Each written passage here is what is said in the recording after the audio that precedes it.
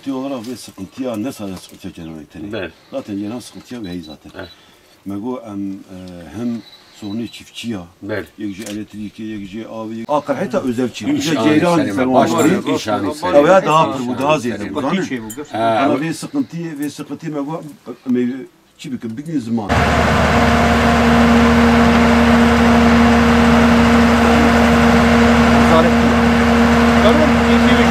Yakında da var.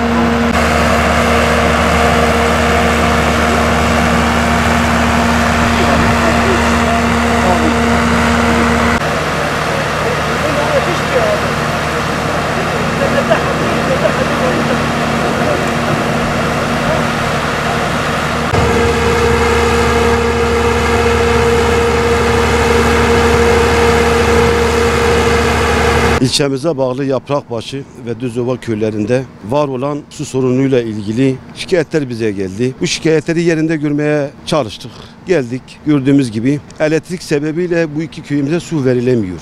Bunlar da geçici bir çözüm üretmişler. Geçici olarak TEDAŞ onlara jeneratör göndermiş ama bu hem yetersizdir hem de köylüler su almakta zorlanıyorlar. Yerinde gördük tabii. Vatandaşın mağduriyetini biz burada bizzat şahit olduk. Bunun giderilmesi gerekir. Yetkileri buradan çağrıda bulunuyoruz. Eğer var olan bir sıkıntıyı gidermek adına başka sıkıntılara sebep oluyorsa hemen bir çare bulmaları lazım. Bu dönemde bazı köylerimize su verilmemesi, susuz kalmaları gerçekten de büyük bir olay. Hem evde su bulamıyorlar hem de tarlalarını sulamıyorlar. Bu sıkıntıların giderilmesi lazım. Yetkililere çağrımız budur. En kısa sürede buna bir çözüm bulmalarını istiyoruz. Vatandaşlarımız mağdur olmasın. Bu mağduriyetin giderilmesi gerekir. Giderilmesi noktasında adım atılmasını bekliyoruz.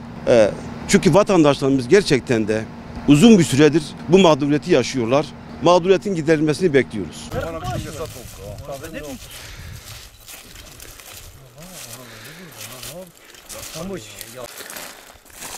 Biraz önce mısır tarlasının içindeydim. Bu sefer de pamuk tarlasının içindeyiz. Maalesef insan bakamıyor bu halde maalesef. İşte daha önce de söyledik. Sonuç bu işte maalesef. Bu duruma gelmesini istemezdik ama binlerce dönüm arazimiz bu şekilde. Bu yıl bu şekilde. Bu iki köyümüzde de bu şekilde. Yaprakbaşı ve Düzova köylerimizde. Yetkilileri burada tabii tekrardan çağrıda bulmak istiyoruz özellikle. Yaptıkları masrafları, verdikleri emeklerin karşılığını bir nebze olsun karşılama talebinde de bulunuyoruz. Buradan da sesleniyoruz yetkililere. Bu konuda yardımcı vatandaşlarımıza inan hali görülüyor. Mısır tarlasının içindeyiz. Maalesef milli servettir işte bu. Milli servetin heba olması hangi sebepten olursa olsun. Maalesef milli servetimiz heba oluyor. İşte bunun gibi binlerce dönüm arazi bu şekilde. Mısır, pamuk, susuzluktan bu hale geldi işte. Keşke böyle olmasaydı ama sonuç bu ortada işte. Biz bu hale gelmesini istemezdik işte. Buna rağmen de tekrar vatandaşların zararın karşılanmasını da istiyoruz. Nihayetinde burada bir emek var, bir çaba var ortada, bir masraf edilmiş. Bunun da karşılanmasını istiyoruz. Bu yönde de girişimlerin yapılmasını biz yetkililerden bekliyoruz. Sonuç ortada.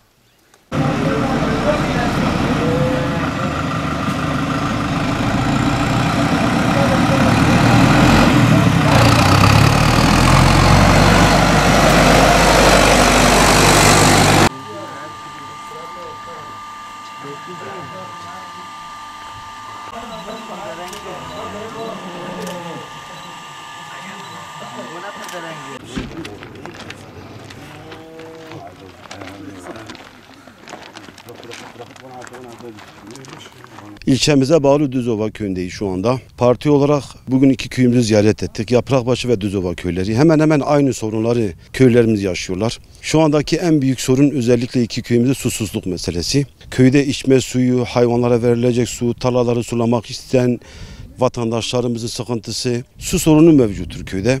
Su ihtiyaçlarını başka köylerden tankerlerle karşılamaya çalışıyorlar. Bu sorun biraz önce giderilmesi lazım.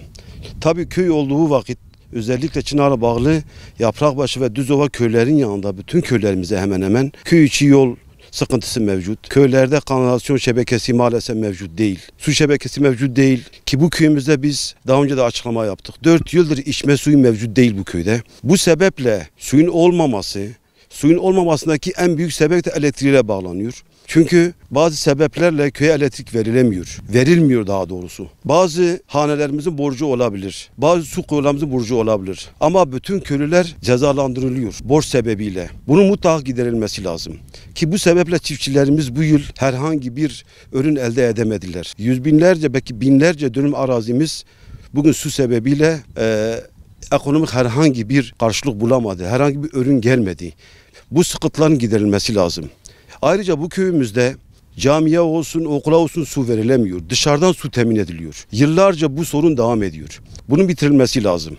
Bunun yanında köy içi yollarımız maalesef sıkıntılı. Çocuklarımız yazın toz içerisinde, kışın çamurda okula gitmeye çalışıyorlar. Bu bir sıkıntıdır bizim için. Köyde bu yol sorununun da bitirilmesi lazım. Ya parke yapılması lazım ya da asfalt yapılması lazım. Bu sıkıntı birçok köyümüzde mevcut maalesef. Çiftçilerimizin yaşadığı sıkıntılar var. Mazot fiyatının, gübre fiyatının, tohum fiyatının yüksek olması, ilaç fiyatının yüksek olması. Bu sıkıntılar tabii çiftçilerimize yansıyor. Birçok çiftçi kardeşimiz batıya göç etmek zorunda kalıyor. Özellikle bu yıl yaşanan kuraklık sebebiyle elektrik sıkıntısı da üstüne gelince, su sıkıntısı da olunca maalesef bu sıkıntılar artmaya başladı. Bu sıkıntıların giderilmesi noktasında yetkililere sesleniyoruz. Bir an önce bu sıkıntıları giderin. Yaprakbaşı köyü 400 haneli. Düzova köyü 120 haneli. Bütün bu vatandaşlarımız maalesef 2-3 aydır susuzlukla mücadele ediyor. Bu durum kabul edilemez.